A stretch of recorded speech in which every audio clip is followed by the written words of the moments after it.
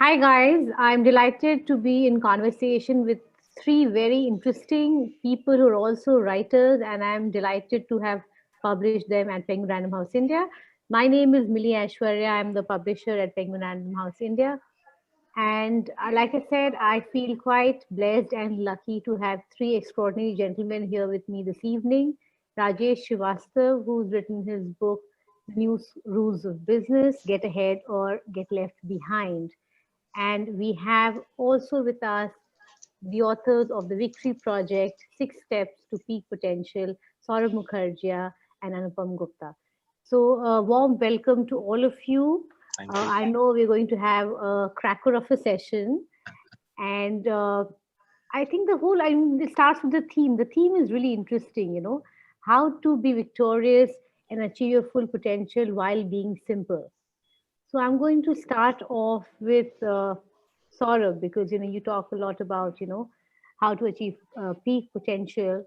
So why don't you just talk a little bit about your new book and also how you managed to write it in such a short span of time and also achieve great success with it. It is already a bestseller. Thanks, Millie. Great to be here. Great to be here with Rajesh and with my co-author Anupam. So the genesis of our book, The Victory Project, the genesis of this book is um, 2.5 years ago. Anupam and I were sitting in Cafe Zoe in Lower Parel. Unfortunately, Cafe Zoe is no longer open, but it's a gorgeous place for people like us to have just the kind of cup of coffee you are having. And we were shooting the breeze. We were reminiscing about books, as authors do, right? We were reminiscing first about my 2014 book, Gurus of Chaos, which is about very successful fund managers. And we discussed what are the traits which make great fund managers so successful. Then we discussed Unusual Billionaires, the 2016 book that Penguin published, which has successful promoters who've allocated capital very well. And Anupam made the very interesting point. Anupam's point was that the traits which make fund managers successful are very similar to the traits which make great promoters successful. And that led to the intriguing thought that are there common characteristics across professions, whether it's publishing, journalism, sports, dance, finance, are there common characteristics which make certain professionals outsize success?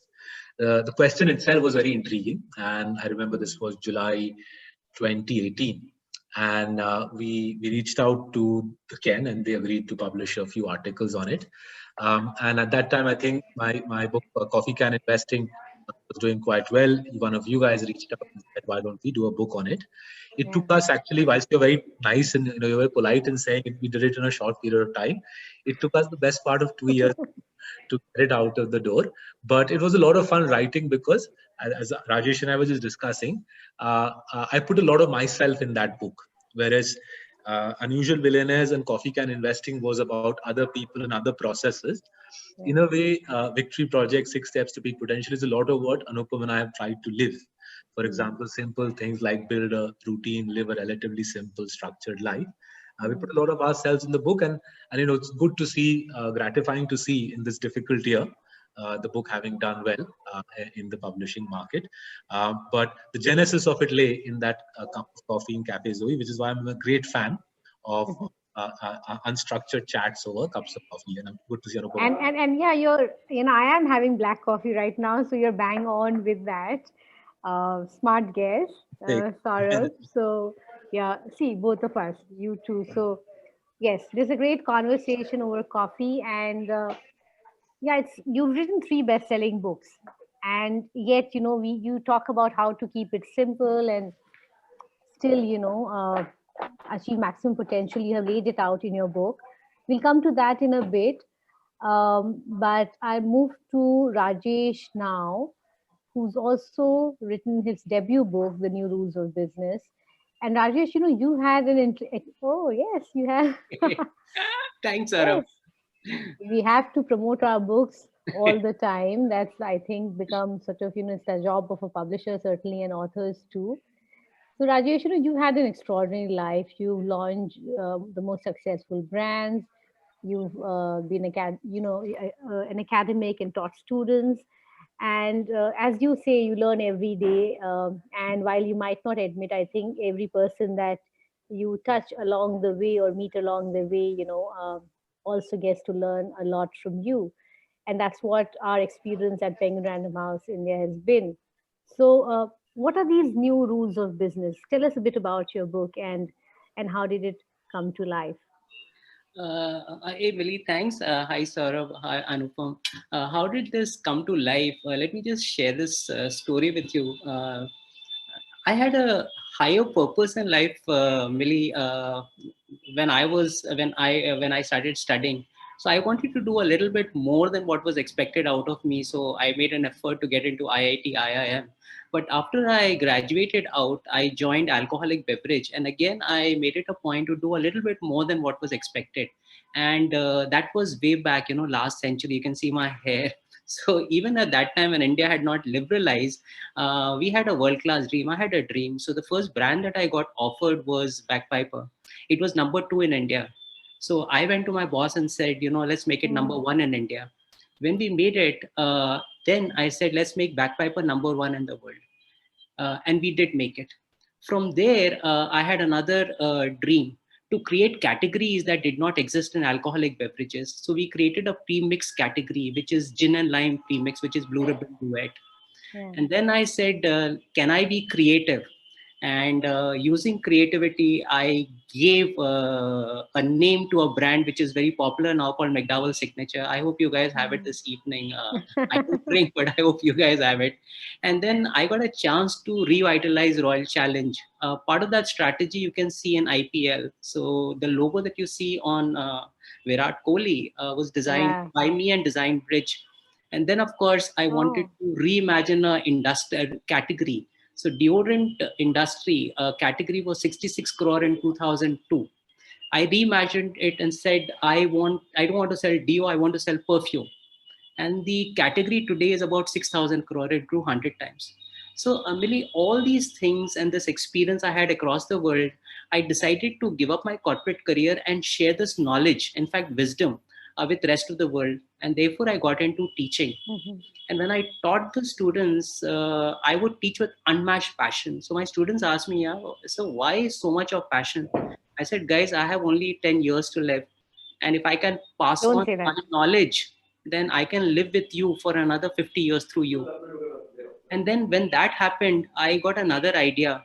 Why just restrict it to students? Why not, reach out to the whole world? And therefore, I became an author. And when I became an author today, I can reach out to the world and my voice can be heard. So, Milee, these were the reasons why all my experiences is what I have put together in the new rules of business. But the most important part that I wish to share with you is uh, while I started teaching, something very dramatic happened in 2008. The students in IIM Indore wanted to know about Facebook, Twitter, Tesla, Starbucks, but there were no textbooks that were available talking about it. There were no case studies. So I educated myself and I taught these students this. And when I was teaching them, I discovered one thing, that these companies, the new age companies, are dismantling the old rules and establishing new rules in their place. But across the world, traditional companies are still using old rules. And if you use old rules in an era of today, then it's like using rotary phone in an era of smartphone. We'll become irrelevant. And this was the second driving force for writing this book, New Rules of Business. It gives you the new rules. And if anyone reads it, I think he should benefit. No, absolutely. I think this year particularly has forced us to learn new things. You talked briefly about structure, Saurabh, right? I mean, our whole routine or life structure, work culture, work spaces have been questioned, and we have, sort of revisited them and redefined them for ourselves in our own ways.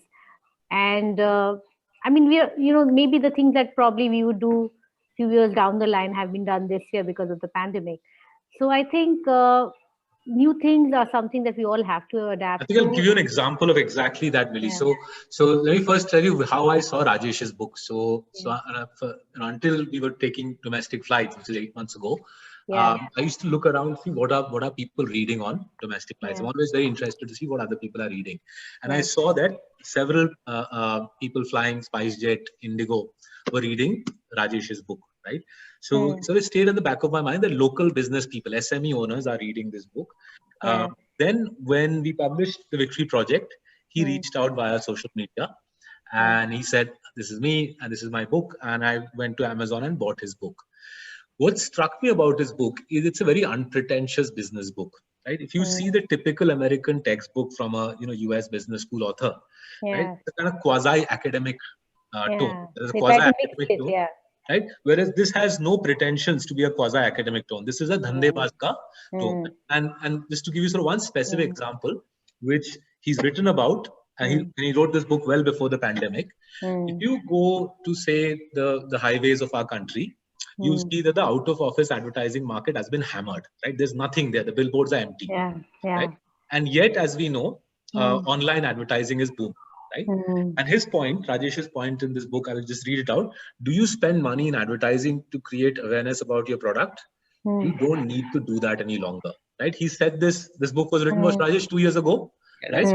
This was written pre-pandemic, and he nailed it, right? Anybody who spends money now putting his up on physical billboard, has got some sort of brain challenge going. And this man, Indian business school, Indian business guru, nailed it. No pretensions, simple business book. Indian SME owners are reading and making money. No, I think absolutely. So I think there are simple solutions to technology and changing business scenarios. Before I move forward, I'll just like to mention that all our viewers, if you have any questions for any of us, please put them and send them to us in the chat box, and I will take them up after our conversation. So do remember, this is your opportunity to ask anything that you want of these three amazing people. I'll move on to you, Anupam, now, because in my head, I and I think maybe a lot of other people also visualize successful people, victory with certain aggression, energy. So, is it actually possible to be simple and yet, be that successful? Is there a clash there in terms of personalities, or is it possible? What do you think? Yeah, of course it's possible. I think Saurabh is the epitome of that, right? I mean, he's aggressive, he's energetic. I'm kind of the antithesis out here.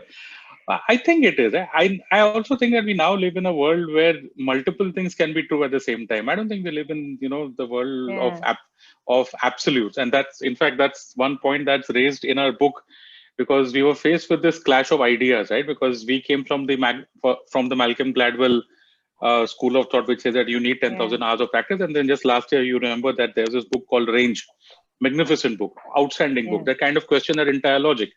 And there's this superb interview between both the authors, who actually have differing points of view. It's there on YouTube, and I would urge our listeners to have a look at that, where it shows that both can coexist. And in fact, that's what we've written in the book. We've addressed that point at large, saying about how you need to have one area of knowledge, but in today's day and age, that one area of knowledge will not be enough. You need to complement that with a lot of strength.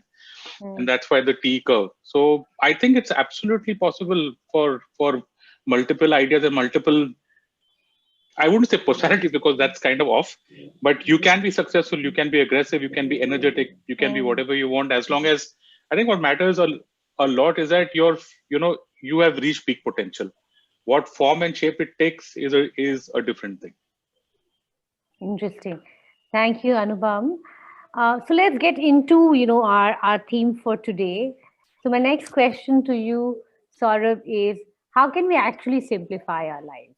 You talk about it in your book, but please share it with our viewers today. How can we actually lead a simple life? So look, I think the writing of the book was also my attempt to find out the answer to this question. And a big part of the journey was discussing these ideas, not just with Anupam over lots of coffee. I think we must have drunk liters of coffee whilst writing it, but also reaching out to other people who have sort of achieved far more than I have. So for example, Harsh Mariwala, Sanjeev Bikhchandani, Apurva Purohit of Radio City. And what we noticed, right, what we have noticed through the journey of writing these books over the last 6-7 years is most people who are successful are not successful just because God has been kind to them or they're blessed with some innate talent. Maybe those are true, but those are not necessary but not sufficient conditions. The core of it is having great clarity about what exactly do you want to do. if I say I want to be, a billionaire and a successful author and a great pianist and a great parent, right? If I'm confused in my head about exactly what I want to achieve, life becomes difficult. So one of the sort of most tantalizing clues to how to be successful came from a fund manager friend of mine in California a couple of years back.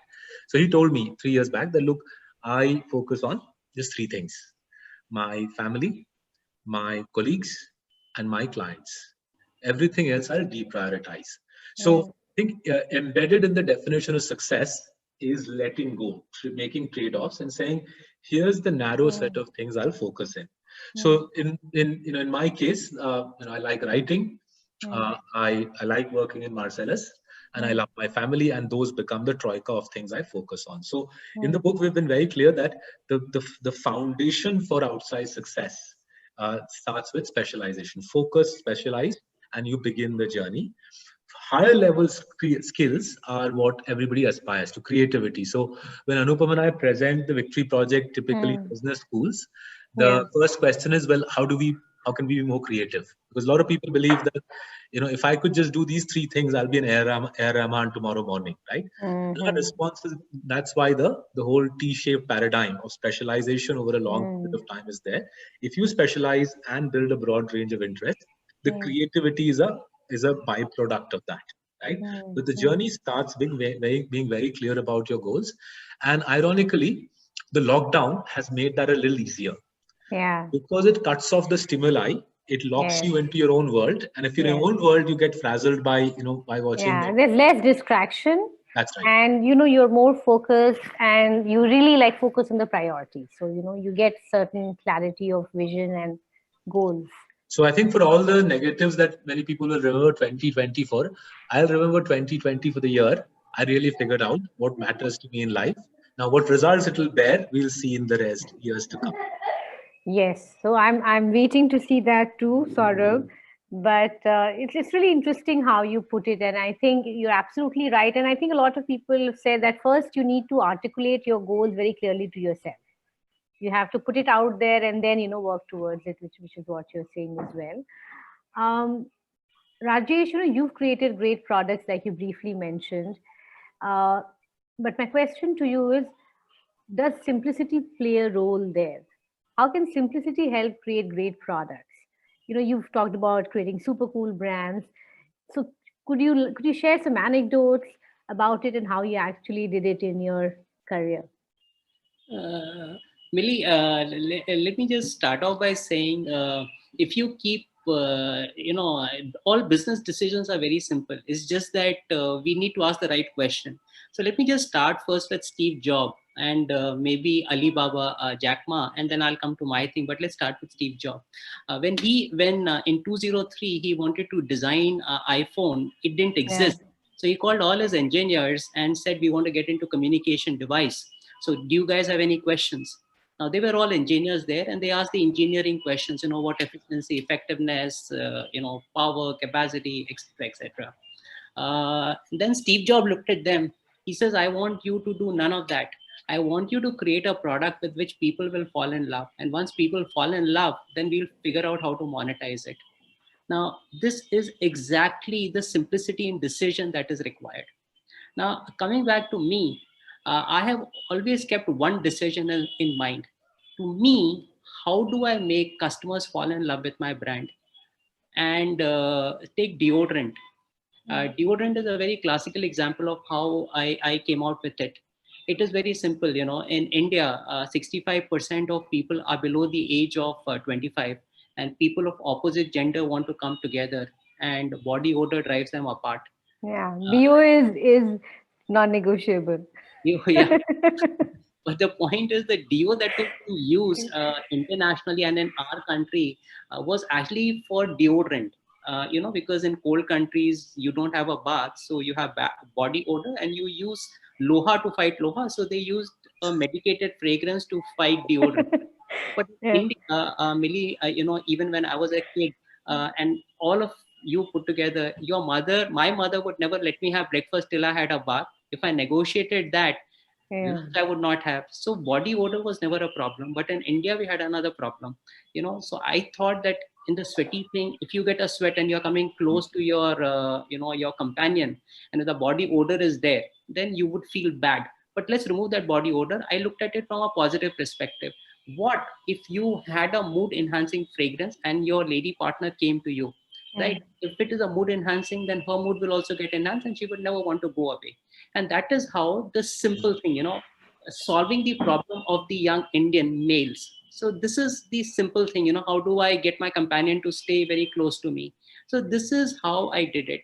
Or I really like the way you think, because you're getting into the psychology of the buyer and actually getting into how and why they want it, and in fact at the level of granular level of relationships, and possibly that is how great brands are created. That's true, Milee. In fact, people will never buy what I create for them. So I have to discover what is it that they are absolutely, what is their need, which is inbuilt in them. And if I can create a product that actually caters to their need, which they just can't say no to, then it works well, right? So this is one. Or for that matter, take alcoholic beverage. So my insight was, people feel that, there are those studs, in every company who says, I understand my whiskey. So I did a small experiment. I called the studs and said, I have, this is to tell you how we made Bagpiper, a leading brand. Yeah. My desire was, what should we do to make it India's #1 and world's #1? Should you improve the blend? But the answer was no. And how did I get an answer to that? Was very simple. I called these studs in the office, and I chose, let's say, an international brand and my Bagpiper. But what I did was I swapped the blend. So out of that international brand, there was Bagpiper, and in the bottle of international brand was in the international brand was Bagpiper, and in Bagpiper's bottle was international. And in front of them, I poured it. And what I realized is, when these guys saw Bagpiper coming out of an international brand, they said, "Wow, kitna acha hai, smooth, etc." And when they found Johnny Walker coming out of Bagpiper, they said, "Yaar, kharab ho jayega, pet kharab ho jayega." That's when I realized the consumer insight, that people don't drink whiskey, they don't drink blend. What they drink is image. Now, Milee, and so the bottom line is, if you can understand consumer insight, why do people drink? Not blend, but image. Why do people use deodorant? Not because I created deodorant, because it's solving a problem. They want their companion to come close. So in each one of this, if you ask the right question, you get the right answer. And it's largely, if you can understand human beings and cater to them, I think you can create super duper big hits. And if I could just sort of plug Indian authors at this juncture, what Rajesh is doing, and this is the reason we like reading books written by Indian authors for the Indian business context, is the business problems of our country are a little different from the business problems of the Western world. Unfortunately, the primary business literature which gets sold in our country is Western. So in Rajesh's book, there's a beautiful example of Tanishq. And 2 weeks back, Anupam and I hosted another Penguin author, Bhaskar Bhatt. And Bhaskar Bhatt explained, he was in Tanishq at that time. When they came up with that concept which lifted Tanishq into immortality, which was the caratometer. The concept was, women are getting fleeced, their jewelry is impure. Tanishq put in every store a caratometer, just choti si cheese, and the brand pivoted to immortality, right? And purity, and That's right. So Rajesh's book cites this business, and this is, I think, the core of the new rules of business, right? Our country is different. Whether it's good or bad is a separate discourse, not for us to have. If you are able to apply your mind and hit the difference, wealth follows after.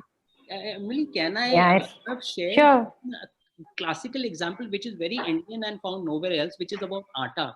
So we were the first company, at least in a formal way, which wanted, in 1995, all of us were having, our mothers went to get gehu to the chakki and everything. So the local grinder. We wanted them to have packaged atta. But we had a problem. That time, ZTV in 1994 had just started.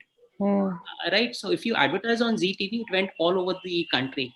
But when we went and understood the Indian market, South and North were two different markets. South was because it was not an atta market. Rice, also preferred small pack sizes, whiter, and Okay. finer, and they were price insensitive. You come to North, where atta is a staple diet, they preferred large pack size, extremely price sensitive. If it was white, it would be maida, and they wouldn't just buy it. So these were two different markets. So how do you come out with a communication which caters to both of them? When we did a research, what we found was there was one common theme between the housewife of Chennai. That time they were housewife, not homemakers. So housewife of Chennai and Delhi was, they would buy that brand of atta, using which when they made their roti, the husband would eat more, not the children, the husband. So we came out with this line, right? So this is so very Indian that I just wanted to share this with you. No, it's quite interesting. See, our country is our own country. It's diverse, it's different, and there are so many that, like they say, every 100 kilometers, the language, food, culture, clothes changes. So it is quite diverse, and I think that is one of the challenges of, I think, product managers or brand managers, to make sure that you penetrate into all parts of the country. We I would like to talk a little bit about collaboration now. And Anupam, you've collaborated with Saurabh for this book, and it has been a very successful collaboration. You brought out a best-selling book. And my question to you is, how does simplicity lead to collaboration? So it's interesting that you say that, Milee, because collaboration actually is, it's kind of the bridge between the first and the next level. So you do specialize, simplify, spiritualize, and then you have declutter, creativity, and finally collaboration. So there's a reason why we've kept collaboration in the end, because unless you've gone through the rigor of the previous 5 processes, you're not going to be, you will not achieve that peak potential unless and until you collaborate. So I think that's one thing. I think Saurabh in multiple sessions has also said that this realization has come to us a little bit late. And whenever we've had guests or whenever we've done any session, this is one aspect that I think that a lot of people gloss over, probably because hero worship is still so prominent in our country. The belief that one man is enough, one man will change the world, one man will lead. The CEO is the only thing that matters. Virat Kohli is the only thing that matters in cricket. Shah Rukh Khan, Amitabh, all these guys, you would think of them as isolated drivers of success. Whereas all our research, the people that we met, whatever we've done, showed us that actually collaboration is really the key to achieving that. If you don't learn that, you're going to remain restricted to yourself and whatever your body of knowledge is. I think it's also shown up in the examples that we've used, whether it's R.D. Burman or A.R. Rahman. The fact that they moved from one level to really higher up is a fact that they could collaborate across the board with a lot of people. So that's the relevance of collaboration. Seen on its own, you wouldn't take it seriously. Yeah. Seen in connection with the previous 5 steps, it is a final link to achieving peak potential. Yes, it's interesting, right? It's interesting that there are so few books, Western or Indian, on the collaborative nature of success. Right, most of it is discover your inner hero type of books. Yeah, the outliers and people champions. That's, and we like this whole big image of this and if you feed these books into a society like ours, which is already kind of an Ayn Rand type society, where from your crib you are taught do well in the exams, excel, number lao, job nikalo, earn more, right? If you feed these sorts of Western individualistic books to an Ayn Rand kind of fed society, you create a construct of success which actually has no relevance. It has no relevance in the practical world, because in the practical world you ain't gonna get, in my case, I won't even able to go downstairs and use the gym unless I collaborate with others in the building, because at a point no more than 4 people are allowed in the gym now. So forget about climbing Mount Everest. Prosaic tasks can't be fulfilled. This aspect, right, is very interesting, and I think it's a very what should I say, it's an area rich for research, for writing, for making money, as to who has figured out collaboration most fluidly, most optimally, right? It is but obvious that outsized corporate success, for example, say success of the sort, say an Asian Paints or an HDFC Bank attains, has at the heart of it collaborative routines, right, which have embedded inside them trust. But why are some companies able to attain that level of collaboration and trust? Why aren't others? Right? This actually is a big question that now sort of is eating me up, right? Because when, there is a pecuniary motive attached to it, I confess. But I think it's a very fascinating question. Right? No, I think it is, because there is a lot of untapped potential there. So just to share with all of you, at Penguin Random House India, we have our annual awards, and one of the most coveted awards is for collaboration. Actually, the interdepartmental collaboration on a new idea, new project, book. It could be anything, but that is something that we all vie for and fight for within the company, because I think in all aspects of whether it's sports, it's cinema, it's corporate life, businesses, government can't achieve. Just imagine distributing the vaccine to more than 1 billion people in the country in the next few months. Do you think Mr. Modi can do it alone? No. I think that he'll need the best team in the world to achieve this, in the time frame that you'd want. Just one point there, Milee. Sorry for interrupting you, but so we broke the first myth on collaboration, and what Saurabh said, it's not something that's discussed very often. There is a second one there that we are focused on in the book, and that is the idea of a team of rivals, which was, when we were sitting with Manish Sabharwal, that's what he posited this. And then when we researched the idea, we actually found that to be true. Now, collaboration, you would think offhandedly, is for a CEO to surround himself with yes men, people who agree with him, and for teams to all think together, all going towards a common goal. That's actually bullshit. Because unless and until, and I'm not talking about diversity here, because diversity has now become a cliched word across a lot of organizations. No, we're talking about people who have very diverse and probably contrary views to the leader. And as long as those people can hold their own and those opinions are well formed for, well fought for, then they actually improve the overall result. That's the point that and the two examples that we've used out there, the first, of course, is Abraham Lincoln and the book, which is called Team of Rivals by Doris Kearns Goodwin, and how he had actually formed his first cabinet with people he ran against. And that idea was unheard of. And then Ram Goa wrote very eloquently about how Gandhiji took, the first cabinet that he formed had B.R. Ambedkar, who was again very opposed to what Gandhiji said. Staunch opponent of Gandhiji. And we all, so this is how things shape out. So this idea that collaboration needs to be with people that you love, and we are a family, and we are this, we are that. See, maybe it achieves results. That's a separate school of thought. But we've written about the team of rivals, about having a team which is very creative, very vibrant intellectually, and that challenges the leaders with new thoughts. And I completely agree with you, because that's the whole idea of having a team. A team of clones is not really a team, So you need team. So I say this in my team all the time, I need a team because I need different voices, different people, and together we make something better than one person would. So I think difference of opinion is very important, and you should respect each other as professionals, and it shouldn't be always top down. So I think that's very important, and it's one of the learnings that I think corporates in India are also discovering very fast. We have a lot of questions, I think, now in the chat box, but before we move on to that, I have one final question for Rajesh, because we have spoken about this a bit as well, and you talk a lot about communication. You've written about that in your book as well. About low cost yet high impact communication, and a lot. We are discovering or rediscovering that this year, because everything is digital. Especially in publishing or in the areas that I have dealt with, it's all about our emails, our digital chats, how we present ourselves, how we present our products. So tell us a bit about that, Rajesh. Really, just one thing I want to add to what all three of you were discussing about diversity. That's very important to me.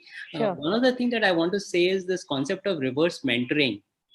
Because I'm with students and young people, Anupam and Saurabh, the way they view the world is very different than the way I view my world.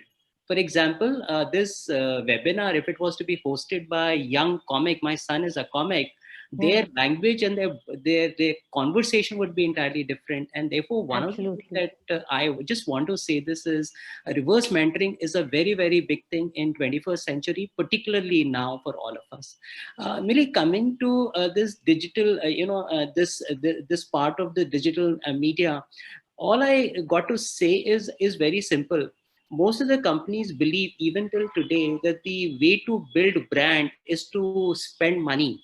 I believe that's not really required. It's really not required. And the reason why I'm saying that is not really required is because there is something which, let's say, Steve Jobs and Elon, let me just say Model 3. I think none of us have seen a single ad of Tesla Model 3, but the world knows about it. He did not even advertise, but the world had $1,000. They opened up their wallet to give it to him. Why did it happen? It only happened because he believes in something which I call it the alternate media, which is basically called buzz, PR, event, and digital media. So what is buzz? Buzz is customer speak. PR is media speak. Event, of course, we all know. And then, of course, the digital media that happens. And digital media are of three types: paid, owned, and earned. So my entire perspective is that if we were to intelligently use, alternate media, we would do it. So just coming back to Elon Musk, what does he do? When he has Model 3, he holds an event in San Francisco. Press comes, they write about it. When we hear what they write, we start speaking about it, which is buzz. And then, of course, Twitter and Facebook go up in flame. So my entire perspective is this, that we ought to do that. The second part that I wish to say is 3 or 4 things. One is called native content, in the sense that, if I want people to read my book and I keep on saying, read, people will get bored. So I've been following that on social media.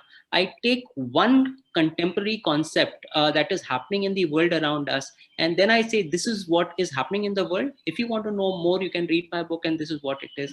So this is what I would say, that in 21st century, you don't require money. What you require is ideas. You don't require to spend money, is my bottom line in everything. Wonderful. So I will jump into questions now. We have several in the chat box. And I think Milee, if you can just tell everybody that they need to post their questions in the Q&A box. It'll just make your life that much easier, not in the chat box. Sorry. Sure. So, to all our viewers listening and, watching our conversation today, please send your questions in the Q&A box. And I think it's already in the Q&A. I have, I think, about 10, 11 questions, but I'll try and take as many as I can today. So the first one is for Saurabh and Anupam. And Puneet Parekh says, I love reading Victory Project. What is the best way to avoid noise, declutter your life, and keep limited sources of information? That's got to be like, if I were to make a top 5 questions that we've got so far in this, 6 odd months, or we are in the 6 odd months of talking about the book, that has to be in the top 3. I'll go first. See, it's simpler than you think it is. Yeah? I mean, and I think the idea of living an 80s life was given to us by Mohandas Pai, who's there in the he's there in the forward of the book. So just go back to the 80s lifestyle. Yeah. What did you do assuming that you were born in the 80s, statistically half of India's population was born after 1991, if I'm right. That's why we have the demographic dividend. So anyway, so I think first and foremost, you need to just take that mobile phone of yours and, probably detox a bit. That's the first thing. Second thing is question the sources of news and views that you're getting, and what is actually more important to you, and just let go of what you can't see. 24 hours is given to every human being on this planet. Neither you nor me are any special. We don't have 30 hours. Saurabh doesn't have 40 hours, or neither of us has 15 hours. So that's within that time frame. You just bring down your level of news and you increase your level of knowledge. Use the smartphone for things other than WhatsApp and social media, and use it, say, to have a Kindle on your book, on your phone. You can do your reading out there. So that's the first thing. Second is the routine. I mean, nothing beats a routine. Saurabh picks up at 5, gets a good 2 hours of reading in before he starts his day. So I think those are the 2 things. Use technology in a way that enriches you. And second would be to, to have a routine in those 24 hours and stick to it. Sort of. I think I'll just second what most of what Anupam said. So if we had to sort of look at the book and give you sort of 3 takeaways which have benefited us, the fact that whether you look at India or you look at the world outside, it does look like anybody who manages to achieve outside success does have a structured routine. So there's a lovely book that we have quoted from called Daily Rituals by a guy called Mason Curry.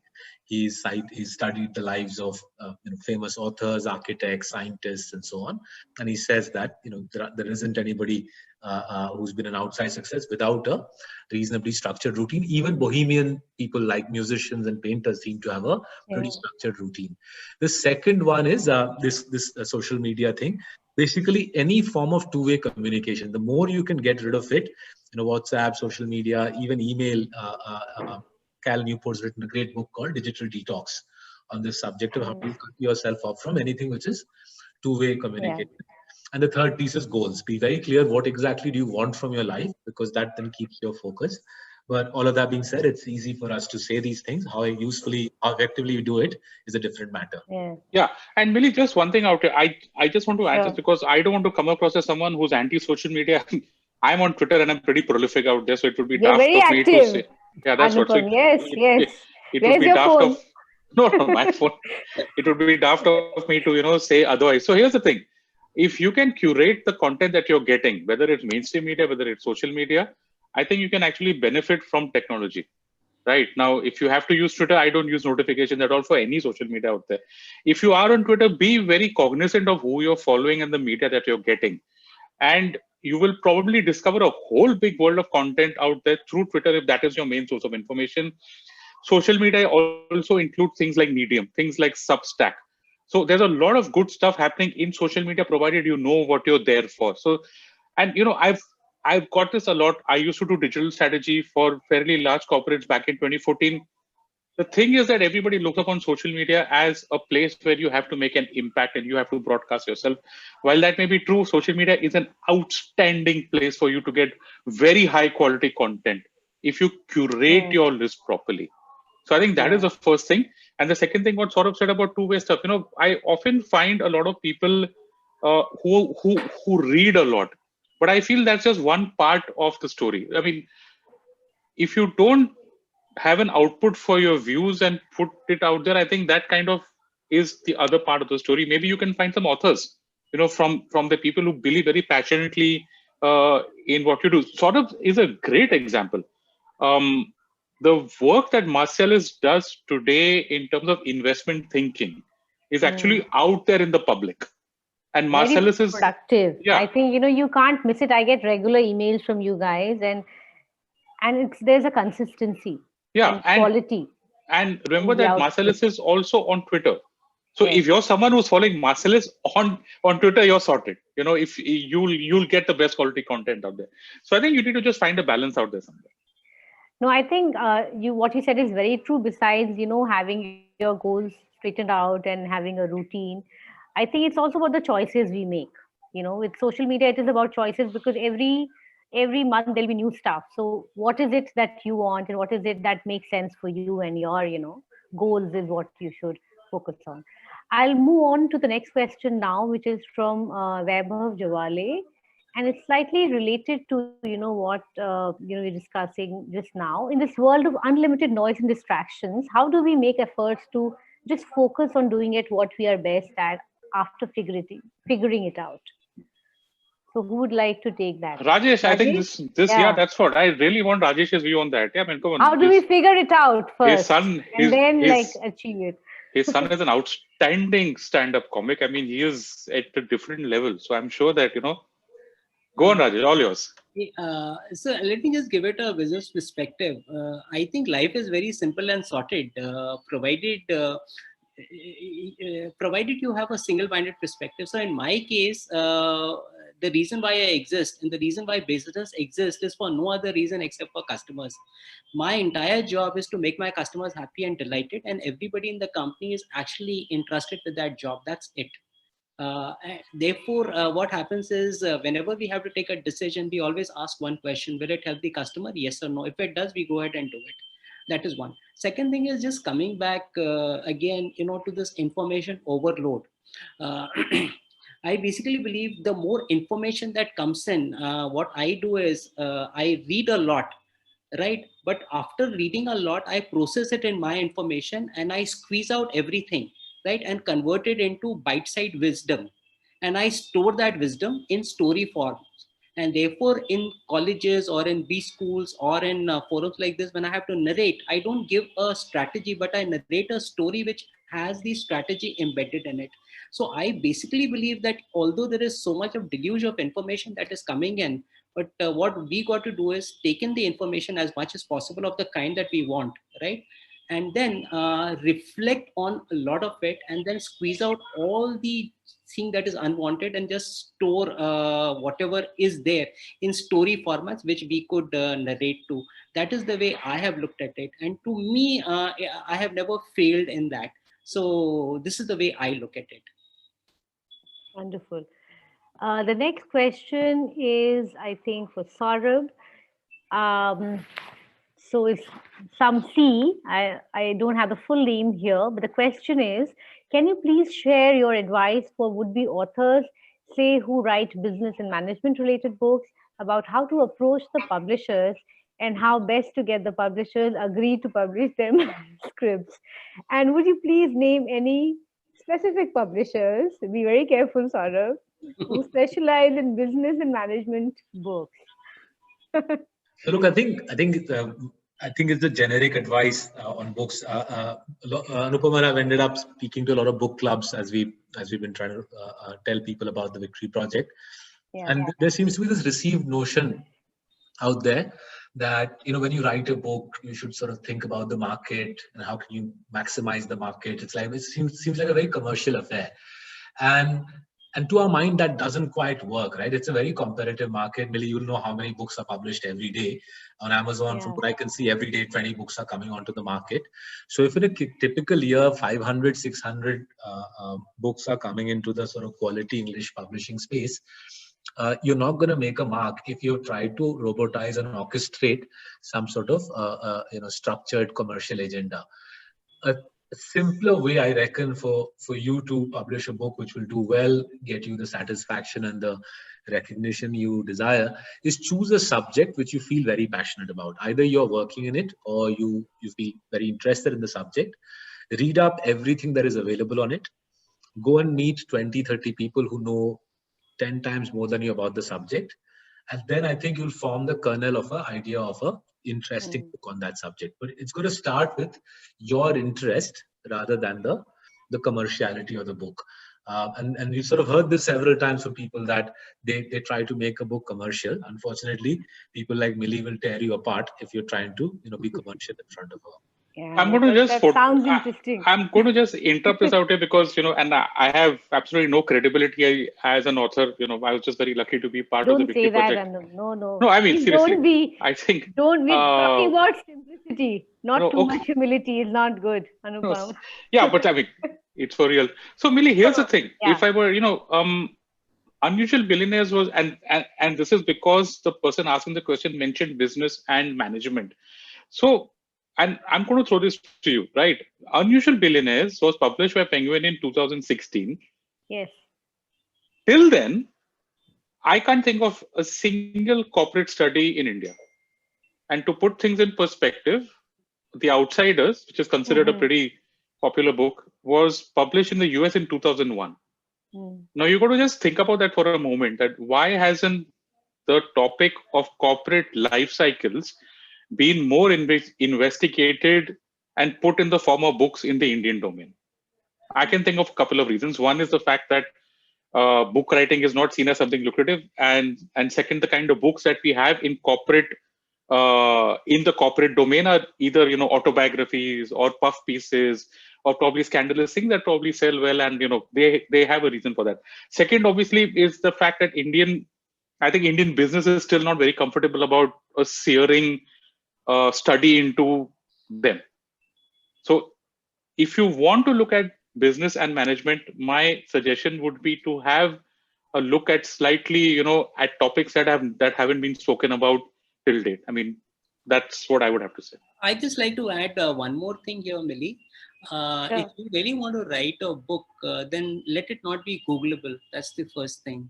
Second thing that I would say is that people are not interested in hearing other people's story through you. You got to write your own stories and your own experiences. Number three, don't ever guess what the readers want to read, right?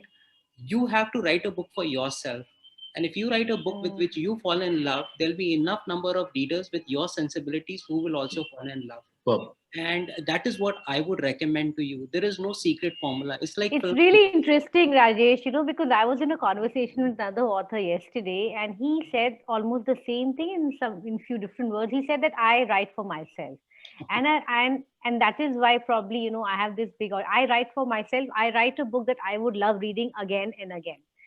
And that is, I think, probably also what you're trying to say here.